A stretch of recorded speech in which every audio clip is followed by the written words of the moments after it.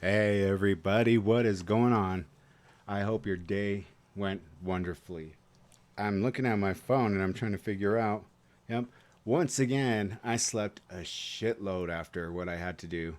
I had a gig and I'm non union. So, yeah, last night or day before last night, day before yesterday, I slept in all day Tuesday. I did not wake up once. And today I finally woke up like around 1 o'clock and I'm like, oh, today's Tuesday, isn't it? Look at the clock. I'm like, holy shit, it's Wednesday. It's just one of those weeks, man. Work, work, work, work. So, anyways, enough about my complaining. I seriously do hope you guys had a wonderful day. No, it's a little stressful this time of year with all the holiday shopping and people just acting plain out shitty. I know I've ran across quite a few in a short amount of time, which I hope to avoid, but you never can predict people. But you know, I ran across uh, this guy who does this Reddit posts or reads off of them. There's one that I really am convict. I can't say convicted, but I guess the word would be conflicted about because I could see both angles, and I'll explain to you why afterwards. So I'll go ahead and shrink this down some. It's all it is are words, anyways. He doesn't have any graphics or whatever, so hope you guys don't mind looking at my ugly mug for a little bit. But we'll go ahead and play this, and this really does, like I said, open my eyes for what I've personally gone through, and I'll explain why here shortly. So I'm just gonna pause it while I get that pulled up. Okay, first thing, and I'm gonna give my full on take of how I feel and everything. But from the get go, don't just be prejudiced right away. Listen to what her reasoning is, and I'll tell you my reasoning if I were if I were in her shoes.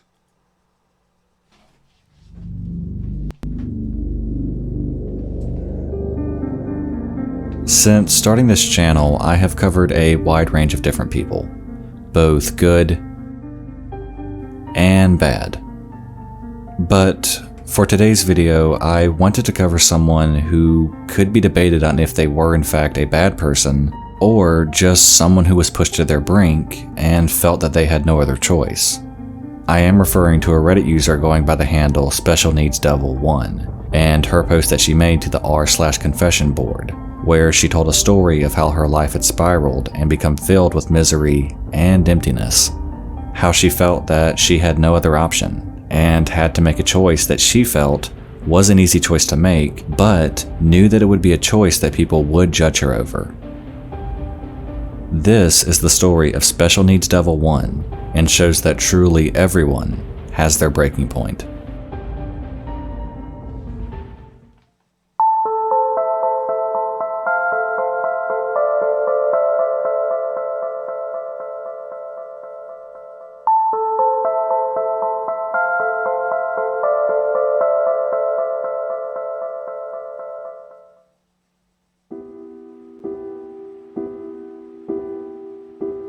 I'm putting my extremely, profoundly disabled 7-year-old into a residential facility so I can forget he exists.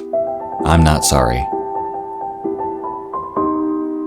I can't tell anyone this, even my therapist. Lambaste me if you want, and maybe even I deserve it. I only ask what you would do if you were in my situation, not what you think people should do, what you would really do. I'm a single mom of 2 boys, 12 and 7. My husband passed away 3 years ago in a work accident. A very large portion of me believed that it was suicide. I can't see him ever making the mistake he made that caused his death. And he had taken an action just before that which ensured his coworkers weren't in the room. I fully believe he killed himself because of our younger son, and no one will ever change my mind. We were told when I was pregnant that he would have Down syndrome. We could handle that, even if it was severe. It turned out that he had a chromosome deletion.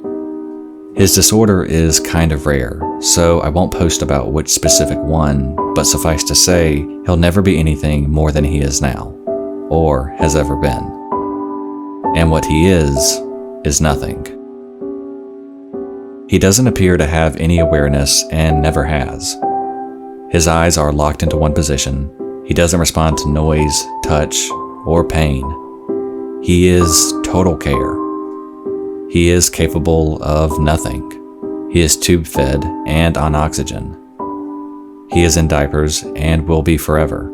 He makes no sounds, no attempts to communicate.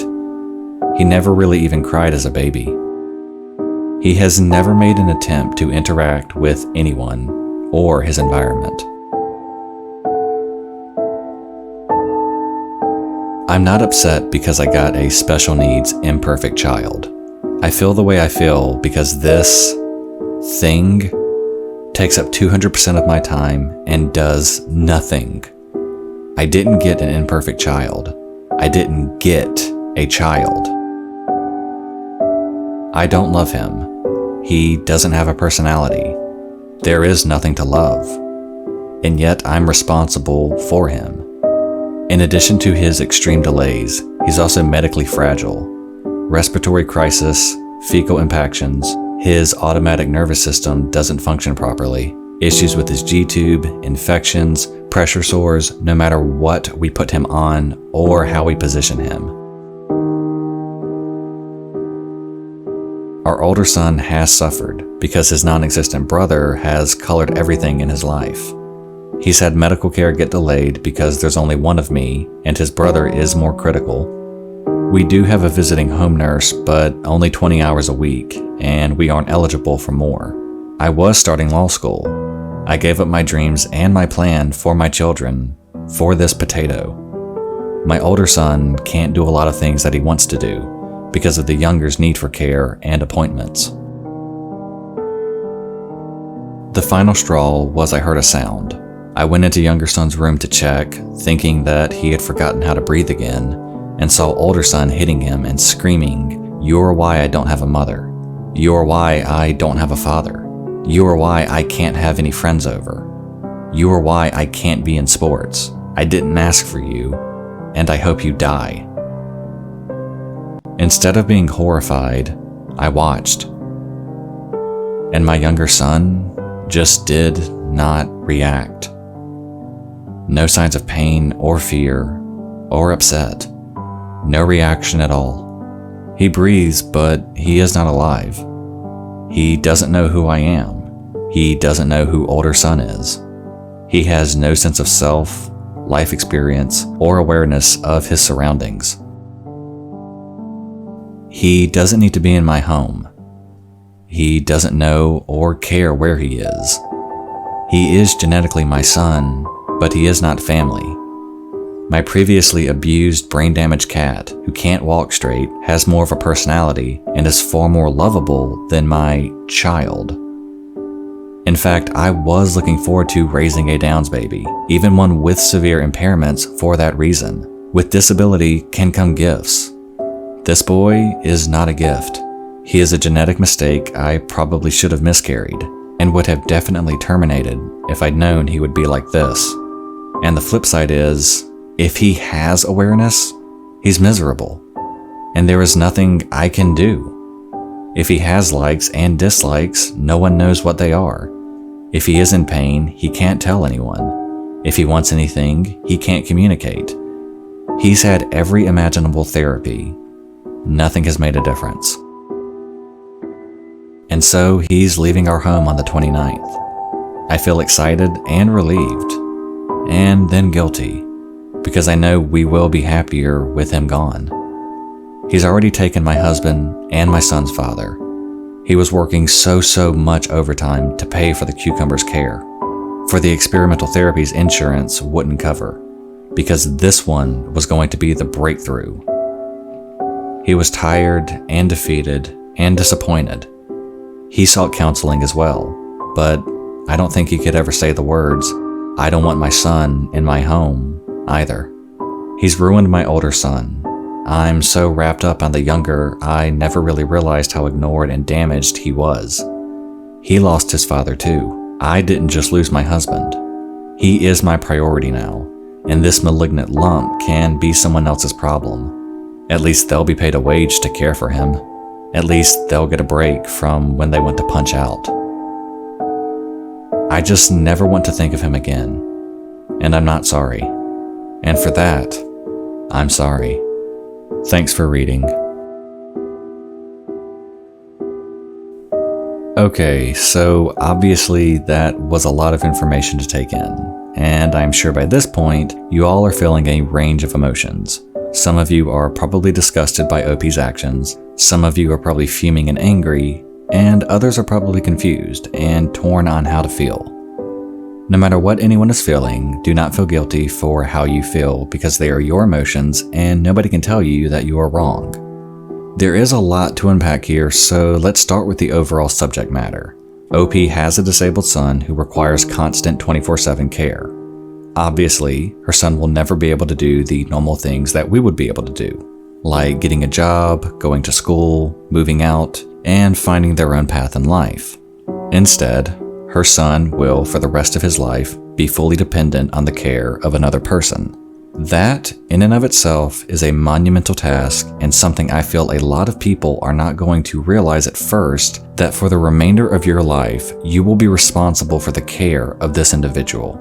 You have to dress, bathe, feed, and care for them every day until either you or they die. Now, while you will have to keep that in the back of your mind, you will also have to take into account that she is his mother. I am no parent, but most any will tell you that from the moment your child is born, hell, even when they are growing inside of their mother, from those moments a parent would feel this instant and instinctual need to protect and care for their child, regardless of any type of difficulty. The thought of abandoning your own child forever to go and live a normal life is something that wouldn't even be seen as a last option to many parents out there. But I am not saying this to point fingers and call OP an evil person. I truly do not think that it is this black and white, and I think that there is more to the psychology of all of it. I know many will throw her into the category of a heartless mother and be done with it. But hear me out. I should state that this is not me defending her actions. I just think it is important to view this story from all sides instead of the most obvious one.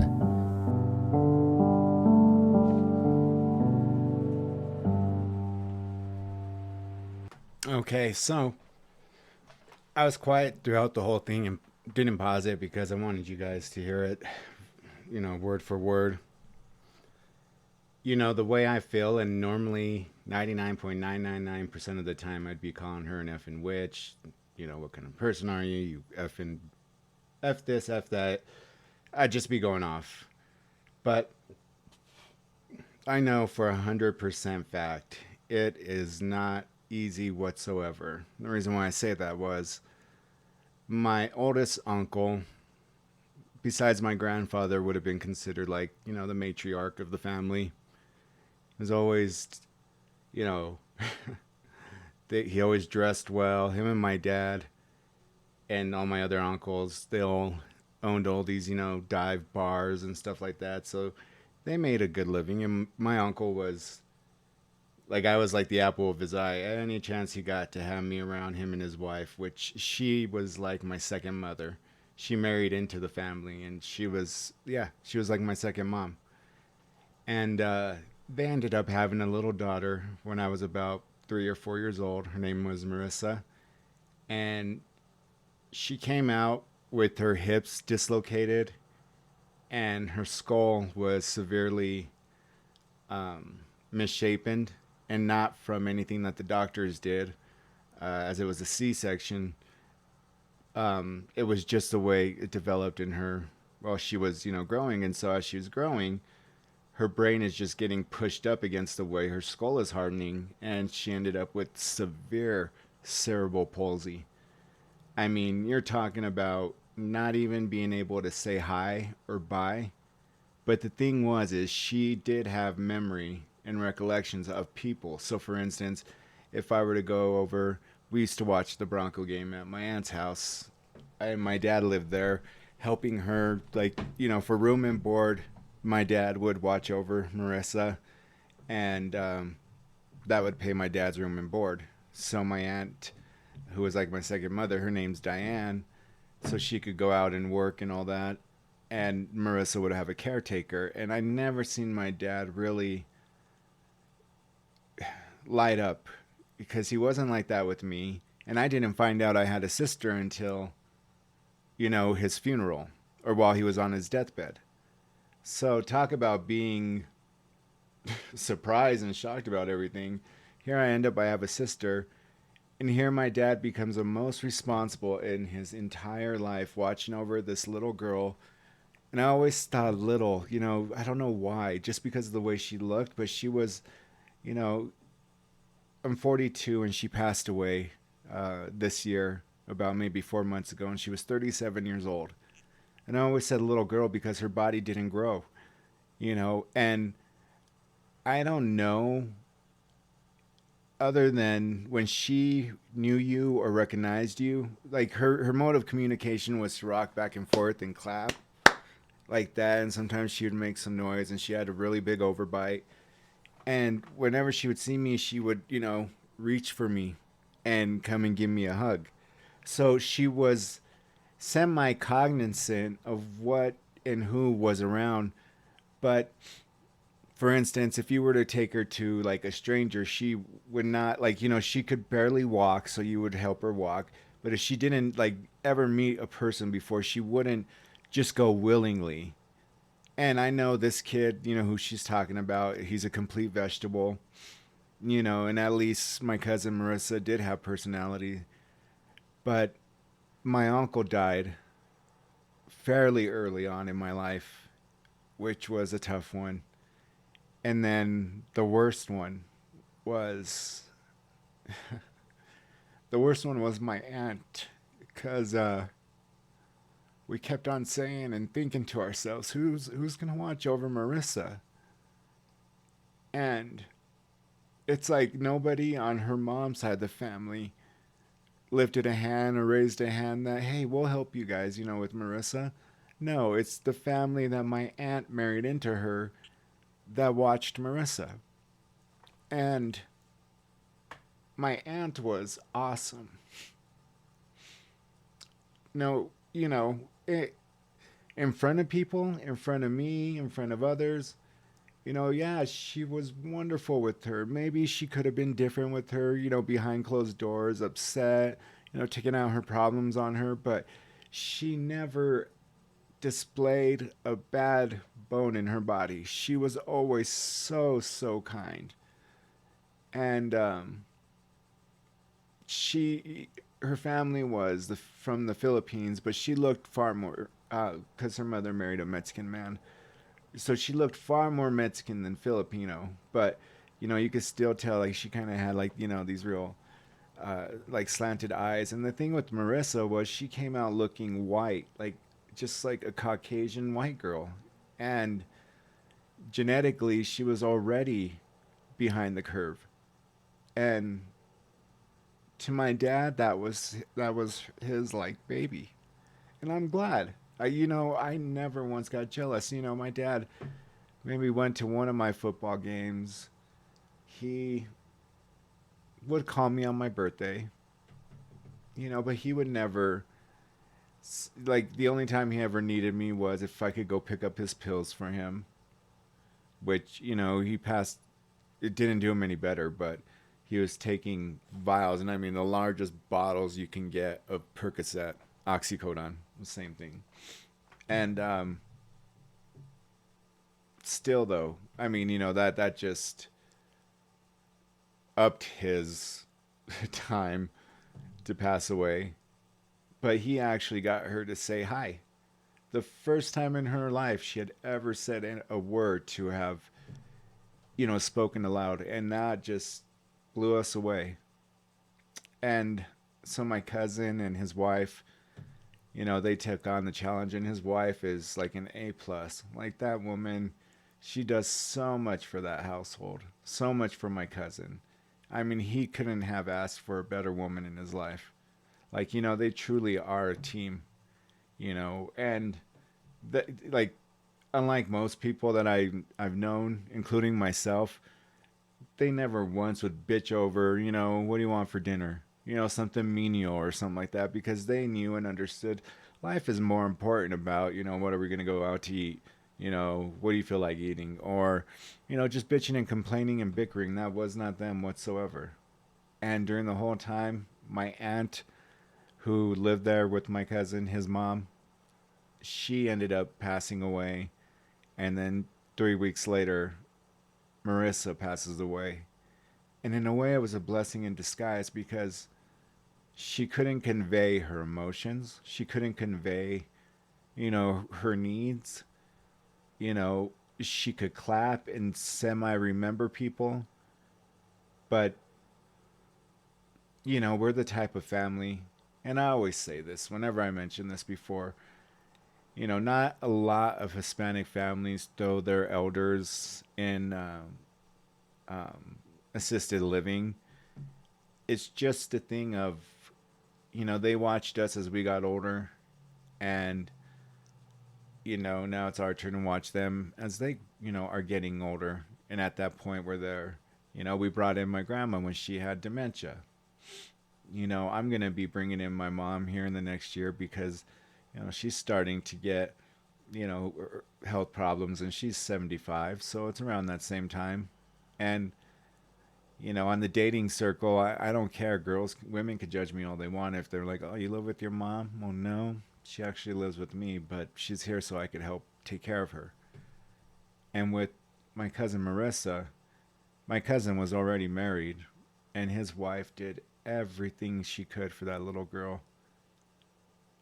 And so part of me was relieved that, what, she doesn't have to suffer. And remember, I'm non-denominational Christian, so I don't mean to offend anyone who doesn't believe, but my belief, being her going to heaven, I truly believe that, she was given a ticket to heaven because she was just such a joy to be around with her smiles and her laughs, you know.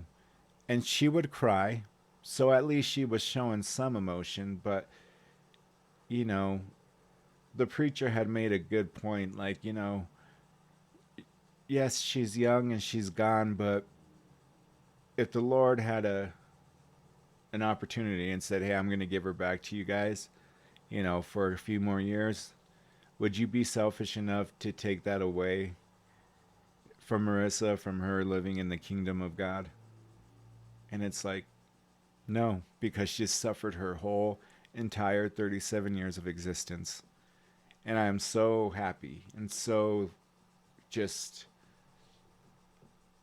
the fact that my cousin and his wife took care of her so well speaks volumes. So that's what I got to say. Please let me know in the comments what you all think and where you would stand on this. Um, and yeah, it's really hard to talk about, really hard to think about, but just knowing that I've gone through this personally is just terrible. So, anyways, guys, um, yeah, let me know in the comments what you think, and I will greatly appreciate it like always. So, until then, peace out.